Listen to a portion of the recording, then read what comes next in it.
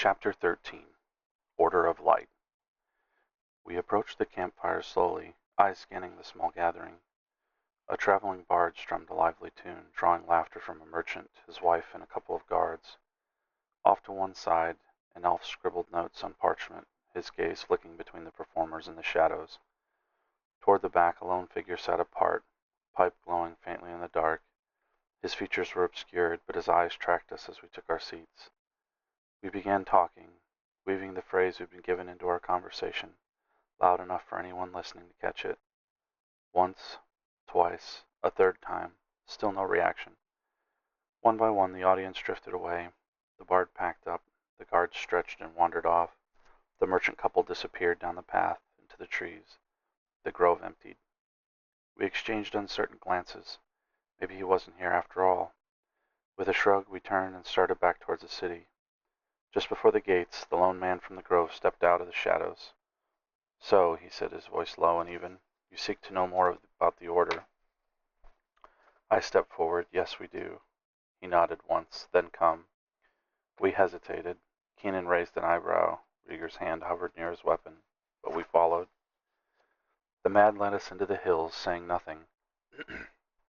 The moon rose higher as we walked, the city lights fading behind us. After nearly an hour, my patience frayed. "Where exactly are you taking us?" I asked. "If you want answers, follow. If not, turn back," he said, never breaking stride. I glanced at Keenan, who smirked. "I'm supposed to be the impatient one, remember?" I exhaled and kept walking. Eventually the path narrowed between two hills. The man stopped beside a grassy slope. "Are you sure this is what you want?" he asked, a smirk tugging at his lips. I kept my hand away from my weapon, but my voice was firm. "Yes." Keenan nodded. Rieger scanned the hills, then gave a small nod of agreement. The man knelt, brushed aside a patch of grass, and revealed a hidden handle. With ease, he pulled open a concealed door, perfectly blended into the hillside. "Nice," I muttered, impressed. We stepped inside. The door closed behind us, with a dull thud, sealing us in a small, hollowed-out chamber. A single torch flickered on the wall, casting long shadows across a plain wooden table and bench. A second door faced us. "Now what?" Keenan asked. Before anyone could answer, a narrow slit in the door slid open. A pair of sharp eyes and a crooked nose peered through. "Weapons and armor on the table," the man barked. "Not happening," Rieger said flatly.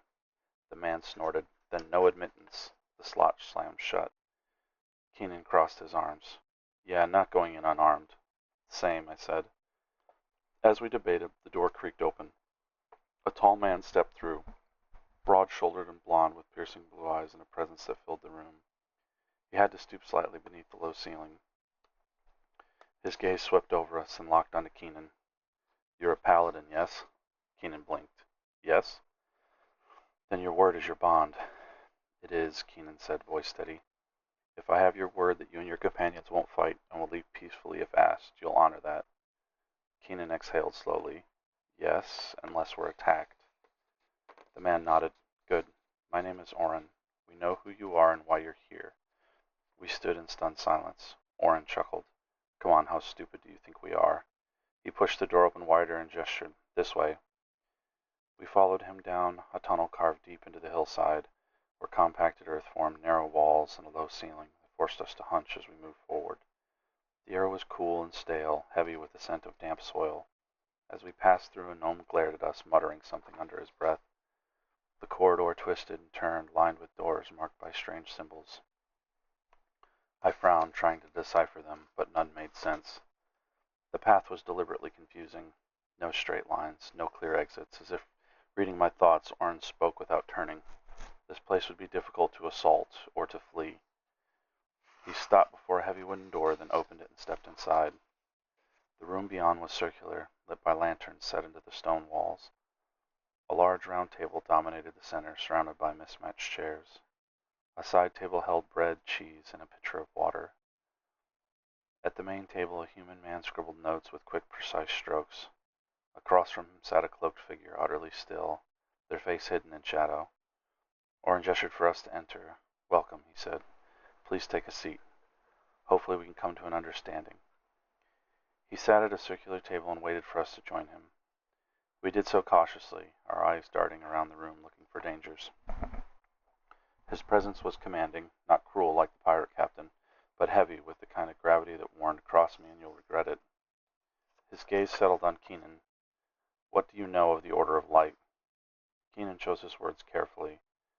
"From what I understand, you aim to eradicate all magic from the world." The man scribbling notes scoffed. Oren shook his head. "A common misunderstanding," he said. "The Order believes magic should be reserved for the righteous paladins, clerics, and those who undergo strict discipline training. In the hands of anyone else, it's volatile and dangerous. It must be controlled for the safety of the world." He locked eyes with Keenan. "Someone like you is permitted to wield it because you're bound by a code. Justice, protection, your intentions serve the greater good. But even then, its use should be limited and overseen by a council of elders."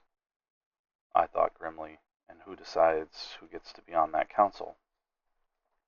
Keenan shared my skepticism, asking, "Who decides who sits on the council?" "The council would be elected by city leaders from across the world," Orrin replied without hesitation. "Then why operate in the shadows?" Keenan pressed. "Because most people don't see the danger magic poses," Orrin said. "They mock us, call us zealots, force us underground. But we're working toward a safer world." Keenan's voice sharpened. "Why assassinate the Queen?" Orrin's expression darkened. "A regrettable but necessary action. She harbors a power capable of ending the world. With demon attacks escalating, we no longer have the luxury of time." "So you still intend to kill her and her entire family?" Keenan demanded. "The males are merely carriers," Orrin explained. "They possess no abilities and pose no threat. Her daughter hasn't shown signs of power, though we've heard troubling rumors, nothing confirmed." We exchanged glances, caught off guard. Keenan recovered first. "So their children are safe?" "For now," Orrin said. "We have no desire to harm anyone who doesn't pose a threat, but the situation is dire. If the demons gain control of the Queen, she could bring ruin to us all. The only way to prevent that," he paused, reluctant, then with a heavy sigh, "is to remove her." Keenan leaned forward, his voice steady. "The king and his family are prepared to die to protect her, all of whom are innocent, which means you would have to kill them all." Orrin nodded grimly. "Perhaps. But what's coming will overwhelm them. If one of them is captured, she'll do anything to protect her family. That won't end well." "The king will never give her up," Keenan said. "I understand your fears, but unless we find a solution together, turning on each other is a waste of time and lives we can't afford to make." Orrin gave a slow nod. "Which is why we're asking you to convince her to sacrifice herself for the greater good." The boldness of the request struck me like a hammer. Asking someone to willingly give up their life felt unthinkable, especially when they had done nothing wrong. Besides me, Rieger shifted, visibly uncomfortable, but Keenan remained composed. "As a paladin, I'm sworn to protect life. She's done nothing wrong. I won't condemn her to death without just cause." The man taking notes finally spoke, voice sharp with bitterness. "She murdered several people in her youth, including my brother." We stiffened. Keenan turned to him, tone even. "If that's true, and she admits it, then justice must be served." I couldn't stay quiet. "You can't be serious," I said, incredulous. "Not now," Keenan hissed under his breath before turning back to Orrin. "If there's truth to his claim, we'll handle it, but not here, not like this." Orrin's eyes narrowed. "We want what's best for this world. A paladin among our ranks would bring stability, make everyone safer." I clenched my fists. The entire conversation felt twisted, disloyal, underhanded. How could we entertain betraying Brahm's family? But Keenan didn't flinch.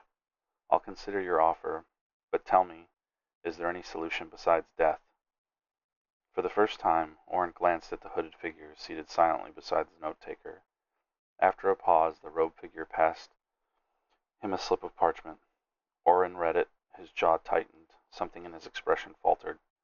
Without a word, the hooded figure rose and left the room. "There is another way," Orrin said at last, his voice taut. "We could place her in stasis. If the king agrees to surrender her, we avoid bloodshed and focus on fortifying the city against what's coming." Rieger stood abruptly. I followed the motion instinctively. Orrin stared down at the table, visibly working to regain control. The note-taker leaned in, hissed something sharp, then stormed out. Orrin straightened, eyes locking onto Keenan. Please consider joining us. You could become a leader in the Order. We have powerful connections. With your help, we can make the world safer, more stable." His final words hung heavy in the air, less command, more plea. He rose to his full height, radiating calm authority. "Speak to the king about what we discussed. I ask for your word that you won't lead his men here for the next 72 hours under the Paladin negotiating terms." Surprised, Keenan hesitated only briefly. "You have my word." Orrin extended his hand. Keenan grasped it, firm and solemn. Without another word, Orrin led us back through the winding tunnels until we emerged once more into the path in the hills. "I look forward to your response," he said, then turned and vanished back into the concealed door. As we walked back towards Burke, frustration boiled in my chest. "I can't believe they expect us to deliver that kind of message," I muttered, fist clenched. Keenan glanced over, sensing my anger. "As a paladin, I'm bound to act as a neutral mediator during negotiations. That doesn't mean I agree with them. When the time comes, I'll fight for the side I believe in, but some people are clever enough to exploit that neutrality, and they did." He shook his head. "They're smarter than I thought." His words eased the edge of my fury, though the sting of Orrin's request still burned. Rieger, quiet until now, finally spoke. "I don't think Orrin is evil," he said thoughtfully. "I think he's just misguided." I shot him a skeptical look, not convinced. But when Keenan nodded, I forced myself to consider it. Maybe I was missing something. Rieger continued, "It's the robe figure that bothers me. Why hide your identity? Either we'd recognize who he is or what he is." Keenan's expression darkened. The secrecy around their leadership makes things harder. I tried to detect evil on him, but it was blocked. Or maybe there was nothing there at all. It felt like trying to sense a void. Merrick's voice cut in from behind us, sharp and certain. "That's because he was using a magical field that blocks detection. I haven't seen one like that in a long time. Few possess that level of skill." Keenan nodded. "That makes sense. It felt like trying to peer into empty space." "Exactly," Merrick said. "And that kind of power is only used for one thing: deception. If you're hiding that much, it's because you don't want to be known. And Halvar," he added, voice rising, "you bumbling idiot. It's hard enough negotiating as a paladin with people we don't agree with. It's even harder when our friends start turning on us in the middle of the meeting." His words hit hard. Guilt flushed through me. I sighed, anger giving way to regret. "Hey, Keenan, I'm sorry. I wasn't mad at you. I shook my head. "I just can't believe they'd ask someone to die because of what they believe, and our friend no less." Keenan gave a quiet nod, his voice soft. "I understand." We continued walking in silence, each of us lost in uneasy thoughts. We arrived in Burke late, but Brom was still awake, waiting. He summoned us to a meeting room, where we took our seats. After offering food and water, which we accepted gratefully, he asked, "How did it go? What happened?" Keenan was just about to begin when the Queen and her two sons entered and sat down. The Queen smiled warmly. "I hope you don't mind us joining you." "Of course not," Brom replied with a smile. Once everyone was seated and the guards except for Victus had left, Keenan began recounting the events of the meeting. When he explains the enemy's demand that the Queen sacrifice herself for peace, the royal family sat in stunned silence. "They just want my mother to offer her life for peace?" Perseus asked, incredulous. "Over my dead body," Rannoch muttered. "Agreed," Brom said, jaw tight. "I'll die before that happens." Keenan continued, explaining their second proposal, to place the Queen in stasis and hide her away. "Well, that's not suspicious at all," Perseus scoffed. "How do we know they won't try to use her?" Keenan and I exchanged surprised glances. That possibility hadn't even occurred to us, but added a troubling new dimension. The family launched into a heated debate. Perseus argued for keeping the Queen safely in the palace. Rannoch pushed for a direct assault to eliminate their enemies entirely. His frustration boiled over, and he began questioning Keenan's loyalty for not revealing their location, until Brom stepped in, voice calm but firm, and diffused the tension. Finally, Arindra, who had remained silent through it all, spoke softly, her voice trembling. "Maybe for the sake of the many," Brom gently cut her off. "It's important to all of us that you never finish that sentence or think it again." He offered her a warm, reassuring smile. "That will never happen. Please don't consider it." She smiled and nodded. At that moment there was a sudden poof, and Kara appeared beside the Queen, sleepily wrapping her in a hug. "Mother, why are you sad?" she asked. Arindra sighed and smiled faintly, returning the embrace. "It's okay, honey. Just tired of people dying, that's all. She looked around the room. Very well. No more talk of that option. I just don't want anyone else to die on my account. The king chuckled gently, looking at his daughter. Kara, we talked about this. You can't keep flashing your ability like that. She yawned. It's okay, Daddy. There's no one else in the room. Brahm raised an eyebrow. How can you be sure? Struggling to keep her eyes open, Kara mumbled. Because I can see around you, wherever you are, if I try hard enough. We exchanged astonished glances, suddenly aware of how powerful her abilities might be. She curled into her mother's lap and drifted off almost instantly. Miranda smiled, brushed a strand of hair from her daughter's face. The hard life of a young lady, she whispered, gently caressing her forehead. Keenan's gaze lingered on Kara, his expression darkening. They don't seem to have her on their radar, but if they ever find out, he shook his head grimly. Brahm followed his gaze and looked at the rest of us. What do you three think? We exchanged glances. Keenan spoke first. We should try to negotiate directly with their actual leader, not a proxy. Something feels off. They sent their most honorable face, but even he doesn't seem fully aligned. If we can drive a wedge between them, create a fracture, they might turn on each other. Then we'd only have to deal with half of them to deal with. I leaned in and whispered, You're getting good at this. Keenan smiled. Rieger nodded. At the very least, we need more information. It was agreed. We returned in the morning to attempt further negotiations and try to arrange a direct meeting with the Order's true leader. We were shown back to our rooms and slept uneasily, hoping for better news with the dawn. At sunrise, we grabbed breakfast and received a final wish of luck from the king before setting out. As we walked away, Rannoch turned to his father. You want me to track him? He asked. The king kept his eyes forward, watching us disappear over the horizon. Do I want to? Yes, but you're not going to. He paused. There's something about those three I can't explain. But after saving your mother once, I have a feeling they'll do it again. I hope you're right, Perseus said, staring into the distance. Me too, son, Brahm replied. Me too. Rannoch grunted. If not, they won't get nearer again. The king surprised them both by laughing. You know I love you boys, right? He said, grabbing them both and pulling them into a hug. Perseus smiled. Rannoch muttered. Men, Dad. We're men. Of course, men. Got it, Brahm chuckled as they headed back inside. We returned to the rolling hills, as close as we could figure to where the hidden door had been. We scanned the area in silence until I finally broke it. So, what now? Keenan shrugged, just as Rieger said, quiet. We listened. A trap door creaked open, and the same man who had guided us before popped up and waved us over. We chuckled and followed him yet to another concealed entrance. As we descended into the twisting tunnels, I leaned towards Keenan and whispered, Remember when we camped out here in the hills? We always thought people were watching us. Keenan whispered back, Yeah, don't remind me. He shook his head. Our guide led us into a massive underground chamber. The space stretched at least 100 feet wide and 200 feet long, with a 25-foot ceiling supported by reinforced stone pillars. Torch sconces lined the walls, their flickering light casting long shadows across the smooth dirt floor. At the center stood a raised speaking platform of dark stone, flanked by wide staircases. Rows of sturdy wooden chairs filled the space. Long tables lined the perimeter, each meticulously organized. Weapons, swords, bows, spears, reinforced shields, light armor, coils of rope, lanterns, maps, parchments, quills. Provisions were laid out, fresh bread, cured meats, fruits, barrels of clean water. Despite its utilitarian purpose, the chamber was immaculate. The floor, worn by countless boots, was polished and debris-free. The acoustics were exceptional. Voices carried clearly without echo, perfect for strategy and command.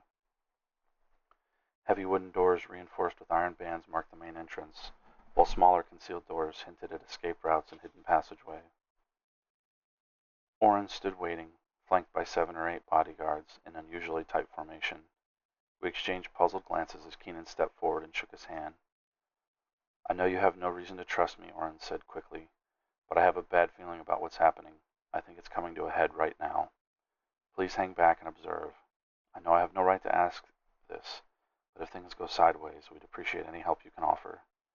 Keenan nodded, bewildered. We stepped back and did as he asked, watching the event unfold. Over the next 30 minutes, people began pouring in. Many cloaked, their features deliberately concealed. Rieger elbowed us and whispered, Notice how Oren's positioning specific people near the doors on both sides? That's odd, Keenan agreed. I don't like it, I said uneasy. Something doesn't feel right. Agreed, Rieger nodded. I don't think he's trying to deceive us, Keenan added. Rieger nodded again, but something is definitely off. I said nothing more, just kept watching the room, unease growing with every passing minute. The chamber was packed, with at least 150, maybe 200 people. The air buzzed with tension. Oren returned to us, his voice low and urgent. If things go really bad, he said, pointing to a narrow door behind us, and it looks like we have no chance, take that exit, it leads into the hills. Before we could respond, he turned and walked away. We were on edge, nerves fraying. The hair on the back of my neck stood up, something felt profoundly wrong. Then at the back of the stage, an old man rose and began to speak. His voice was slow, droning, a sermon on the Order's sacred mission and their pivotal role in the coming battle. Keenan's eyes narrowed. Wait, I think it's an illusion. A what? I leaned closer.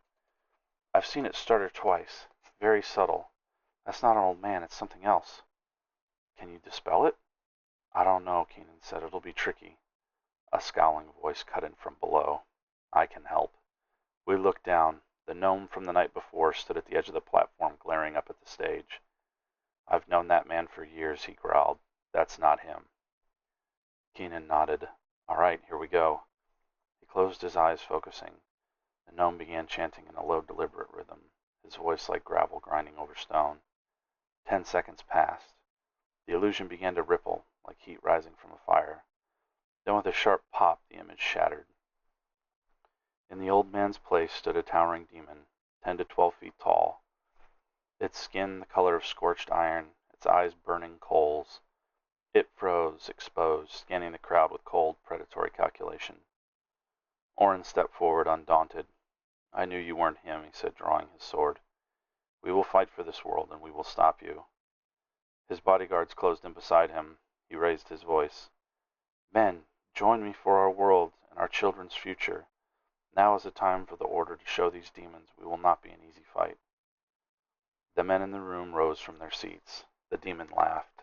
It was a horrible sound, deep, guttural, soaked in malice. As it echoed through the chamber, dozens of cloaked figures dropped their disguises. At least 100, maybe more, stood revealed, eyes glowing red, already turned. Good speech, Keenan muttered, unsheathing his sword, but they won't stand a chance if that many have turned. Rieger had already vanished into the shadows. Keenan turned to me, his voice low and solemn. Warn the king, he said, nodding towards the hidden door. Bring reinforcements. I'll try to slow them down. My heart dropped. I froze, torn between duty and loyalty, between the big picture and my friend. I couldn't bring myself to abandon him. Keenan continued towards the stage just as the demon's laughter subsided. You pathetic creatures will do anything for power or money. It sneered, its gaze setting on Oren. Look around, demon slayer, he said sarcastically. Oren stood surrounded. Of the 200 in the room, more than half had turned. Only a handful of his men still stood with him. Even with all of them, bringing down that demon would have been a monumental task, and Keenan, powerful as he was, couldn't turn the tide alone. I clenched my fist. I could freeze him again. The thought came out of nowhere, but doubt followed fast. No. How? That wasn't us who did that before. My thoughts spiraled, heart pounding, breath shallow. What do I do? Desperation surged through me, but I forced myself to breathe, to be steady. I can help, I whispered, drawing my weapon. The demon raised its clawed hand. The possessed surged forward, closing in on Oren and his defenders. Keenan reached the base of the stage. I am Aegis, protector. The demon cut him off with a roar of laughter. The traitor will be the first to die, it bellowed, raising its weapon toward him. I shut my eyes and shouted, No! And then a voice, deep, ancient, thunderous. It didn't just echo through the chamber, it shook it. The very stone trembled. The sound surged through my chest like a tidal wave. I had heard it before. In a dream? A vision? I couldn't say. But its call stirred something buried deep within me. My fear vanished. My breath steadied. My resolve returned. I opened my eyes. Power floated through my limbs, hot like molten steel, alive. The demon and its minions turned toward me, but they no longer seemed so large or terrifying. I stepped forward and felt the ground shudder. I looked down. A dragon's leg. Not armor, not illusion, mine. I stared ahead, heart thundering. Realization struck like lightning. Memories surged, flashes of fire, ice, flight, ancient words spoken in a forgotten tongue. I am Anvil. I am the other dragon.